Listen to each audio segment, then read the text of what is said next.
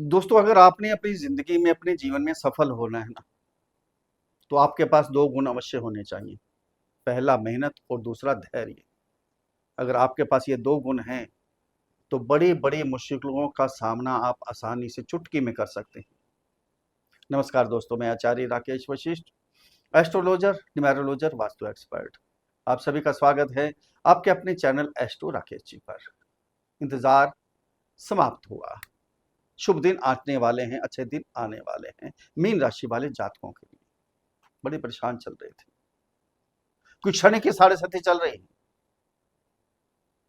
और बड़े बड़े ग्रहों के गोचर में बदलाव किया।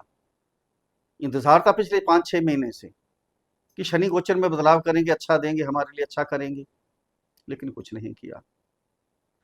गुरु गोचर में बदलाव करेंगे, अच्छा करेंगे, लेकिन वो भी कुछ नहीं हुआ। राहु ने गोचर में बदलाव किया, उसने भी कुछ नहीं किया। केतु का गोचर में बदलाव हुआ, कुछ नहीं हुआ। अब होगा, जुलाई से लेकर दिसंबर तक। क्यों होगा? पहले क्यों नहीं हुआ? क्योंकि बड़े बड़े ग्रह जब भी गोचर में बदलाव करते हैं, लंबी अवधि तक चलने वाले ग्रह हैं। वैसे तो सभी ग्रह जब भी राशि में परिवर्तन करते हैं, तो नई राशि में प्रवेश करते ही 0 डिग्री से प्रारंभ होते हैं, लेकिन जो लंबी अवधि तक चलने वाले ग्रह हैं, युवावस्था में आने के लिए इनको थोड़ा सा समय लगता है, 2-3 महीने लगते हैं। अब बाल्यावस्था में थे, 0 डिग्री में बाल्यावस्था में थे, बाल्यावस्था में क्या फल मिलेंगे आपको?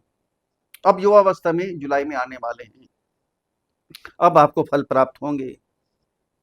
जो आप चाहते थे, जो आपकी डिजायर थी, जो इच्छाएं थी मन की, सारी इच्छाएं अब पूर्ण होने वाले हैं आपकी। वो जन्म कुंडली पर आधारित है। अगर आपकी जन्म कुंडली के अंदर ग्रह अच्छे हैं, उच्च के हैं, मित्र राशि में बैठे हैं, मित्र ग्रह के साथ बैठे हैं, मित्र ग्रह की दृष्टि आ रही है, अपने स्थान पर बैठे हैं, षडबल में अच्छे हैं, गोचर में भी अच्छे आ रहे हैं, तो रंक से राजा भी आप बनेंगे। अगर आपकी जन्म कुंडली के अंदर ग्रह अच्छे नहीं हैं और आपकी राशि में भी गोचर के हिसाब से अच्छे नहीं आ रहे हैं, तो राजा से रंग भी आप बन सकते हैं। लेकिन डरना नहीं है, हाथ पे हाथ रख के नहीं बैठना है। इसके लिए कुंडली का विश्लेषण करवाना है या खुद देखनी है आपके ग्रह किस प्रकार से हैं। अगर देख सकते हैं तो, नहीं तो किसी से भी विश्लेषण जरूर करवाइए। अगर खराब है तो उसका उपाय करना है। अगर हम बीमार होते हैं, कोई शारीरिक कष्ट होता है, उसके लिए दवाई मेडिसिन तो लेते हैं ना। अब इसके लिए यही है, मेडिसिन है, उपाय करने हैं। कुंडली का विश्लेषण जरूर करवाइएगा। अपना ध्यान यहाँ केंद्रित कीजिए। कुछ चाहिए, सब मिलेगा। बिल्कुल प्रैक्टिकल आपको समझाएंगे कैसे कैसे ग्रहों के गोचर आपको देने वाले हैं, कहाँ उपाय करने हैं, कहाँ सावधान रहना है। अंत में चूक उपाय भी आपको बताएंगे, उनको भी फॉलो कीजिएगा। दोस्तों, जन्म कुंडली पर आधारित वीडियो नहीं है, ये राशि कुंडली, चंद्र कुंडली पर आधारित वीडियो है। जिनकी जन्म कुंडली के अंदर 12 नंबर पर चंद्रमा विराजमान है, उनके लिए वीडियो है, या जिनका नाम मीन राशि पर रखा गया है। जुलाई के प्रारंभ में ग्रहों का गोचर किस प्रकार से रहेगा? आपकी राशि 12 नंबर की राशि, आपकी राशि में ही शनि गोचर करेंगे। थर्ड हाउस में शुक्र, फोर्थ हाउस में सूर्य गुरु, फिफ्थ हाउस में बुध, सिक्स्थ हाउस में मंगल केतु और 12th हाउस में राहु। ये रहेगा ग्रहों का गोचर। और जो शनि है, वक्री हो रहे 13 जुलाई से 28 नवंबर तक वक्र अवस्था में जाने वाले हैं। गुरु जो अस्त चल रहे हैं 9 जुलाई से उदय हो जाएंगे, और गुरु ही 18 अक्टूबर से लेकर 5 दिसंबर तक उच्च के हो जाएंगे थोड़े समय के लिए। गुरु जो है अतिचारी अवस्था में चल रहे हैं, आपको मालूम है। जो 1 साल का काम है, 1 साल गोचर करते हैं गुरु, 4-5 महीने निपटा देंगे। इसके लिए वीडियो अलग बनाया गया, अतिचारी अवस्था में गुरु क्या करेंगे, क्या लेकर जाएंगे, क्या देकर जाएंगे। उसकी वीडियो को भी देखिए एक बार, आपको मालूम पड़ेगा। आपका ध्यान यहाँ केंद्रित होना चाहिए, पूरे 9 ग्रहों का गोचर आपको क्या प्रभाव देकर जाने वाला है। जो बड़े बड़े ग्रहों का गोचर है, जो फल नहीं दे पाया, अब क्या आपको देगा। यहाँ ध्यान कीजिए। आपकी राशि मीन राशि, आपके राशि के स्वामी गुरु, गुरु से ही बात करते हैं। गुरु कहाँ गोचर कर रहे हैं? आपके 4th हाउस में। गुरु जहां बैठते हैं उस घर की परवाह नहीं करते हैं, ध्यान देना, उस घर को नहीं देखते ज्यादा। कहते मैं जहां बैठ गया उस घर की केयर आपने करनी है, उस घर के जो कारक तत्व हैं, उस घर का जो रिश्ता है आपने खुद संभालना है। लेकिन जहां जहां मैं देखूंगा, जहां जहां मेरी दृष्टि जाएगी, उसको पवित्र कर दूंगा, उसको अच्छा कर दूंगा। माता का घर है, प्रॉपर्टी का घर है, घर के सुख है, घर का माहौल है। यहाँ यहाँ माता से दूरी नहीं बनानी। गुरु हैं, ईगो लेके आते हैं, ध्यान देना, ईगो ने ये बात नहीं करनी है। धार्मिक कार्य होंगे, घर में मांगलिक कार्य होंगे, अच्छे कार्य होंगे, प्रॉपर्टी भी खरीद सकते हैं, लेकिन ध्यान आपने देना है, यह ध्यान रखना। केयर आपने करनी है, जल्दबाजी में फैसले नहीं लेने। गुरु तो चिरचारी अवस्था में आ रहे हैं, लेकिन आपने जल्दबाजी में काम नहीं करने हैं।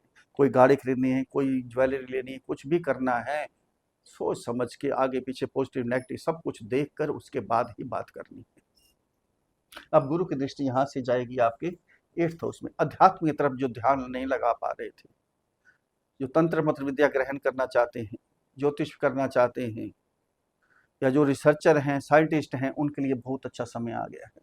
अब आपका ध्यान भी धर्म की तरफ लगेगा, मेडिटेशन करेंगे, किसी संस्था से जुड़ सकते हैं आप, मोक्ष का स्थान है, मोक्ष यानी धर्म की तरफ आप जाएंगे, असहायों की मदद करेंगे, पीड़ितों की मदद करेंगे।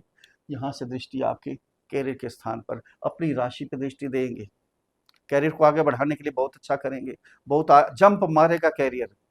ज्ञान के कारक हैं गुरु, ज्ञान प्राप्त करेंगे, बड़े बड़े लोगों को बुलाएंगे, उनसे नॉलेज ग्रहण करेंगे आप। लेकिन ध्यान देना, जल्दबाजी में कोई भी फैसला मत लेना, बार बार कह रहा हूं आपको।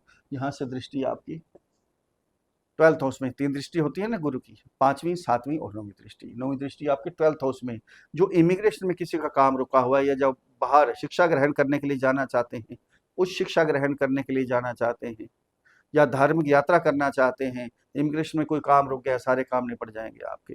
या कहीं बाहर जो लोग रहते हैं, जॉब करते हैं, बिजनेस करते हैं, यहाँ यहाँ से कोई इम्पोर्ट एक्सपोर्ट करते हैं, उनका काम बहुत बढ़ने वाले हैं, या बहुत अच्छा होने वाला है।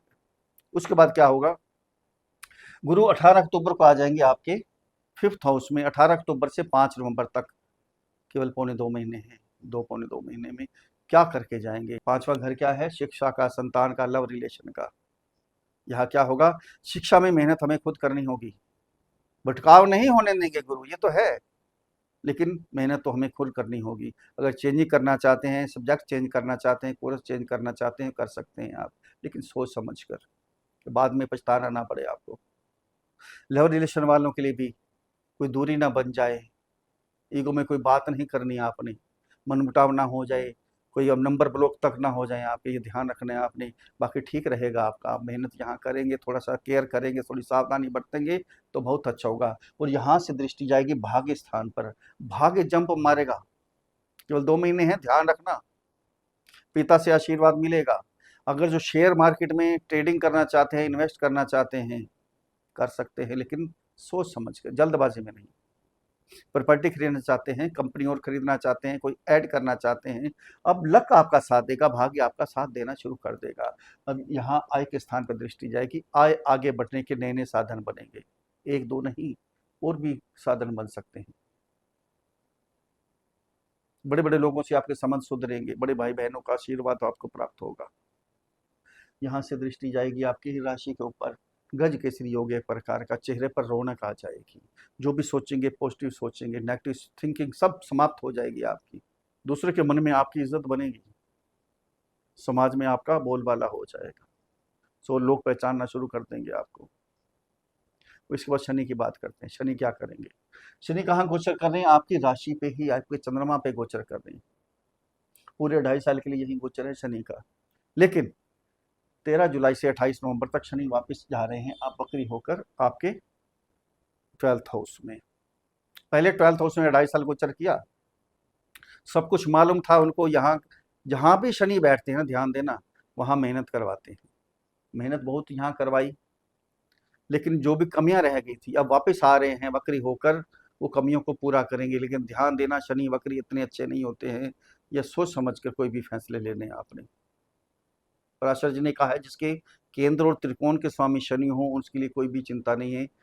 मीन राशि वालों के लिए ना केंद्र के स्वामी है, ना त्रिकोण के स्वामी है, 11th और 12th हाउस के स्वामी है। ध्यान देना, राहु और शनि दोनों इकट्ठे हो जाएंगे।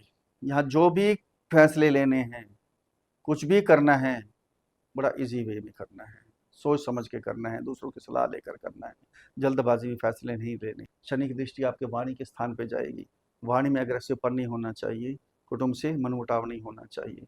बाकी बहुत कुछ अच्छा होगा आपके लिए, लेकिन सावधानी तो आपने बरतनी है, ये ध्यान रखना है आपने। पर कुल मिला के देखा जाए तो मीन राशि वालों के लिए ये जो बड़े बड़े ग्रहों का गोचर है, शुभ फल प्राप्त करने वाला, वरदान देने के लिए आ रहे हैं। अच्छा होने वाला है। आपकी जन्म कुंडली पर आधारित होगा ये। अगर जन्म कुंडली के अंदर आपके ग्रह अच्छे हैं, तो अच्छे फल मिलेंगे, गोचर तो अच्छा आ रहा है। अगर जन्म कुंडली के अंदर ही ग्रह आपके खराब हैं, उसके लिए उपाय कीजिए ताकि आपको अच्छे फल प्राप्त हों। अगर मेरे समझाने का तरीका आपको अच्छा लगा है, तो चैनल को सब्सक्राइब करें, वीडियो को फॉलो करें, शेयर करें, लाइक करें, एक छोटा सा कमेंट्स लिख कर भेजें। जय श्री राम, हर हर महादेव, बड़ी प्रसन्नता होगी। अब उपाय क्या करने हैं आपने? आपके राशि के स्वामी गुरु हैं। गुरु का बीज मंत्र ओम ग्राम ग्रीम ग्रौम सह गुरुवे नमः, इस मंत्र की एक माला का जाप करते रहें। अब अगर आपके कुल गुरु हैं, अगर आपने गुरु धारण किए हुए हैं, उन्होंने कोई मंत्र दिया हो, तो गुरु मंत्र का उच्चारण करें, बुजुर्गों की सेवा करें, असहायों की मदद करें।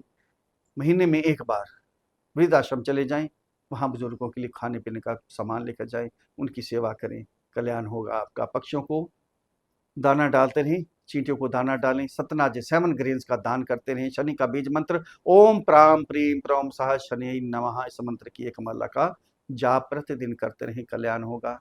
फिर मिलते हैं अगले वीडियो में, तब तक के लिए हर हर महादेव।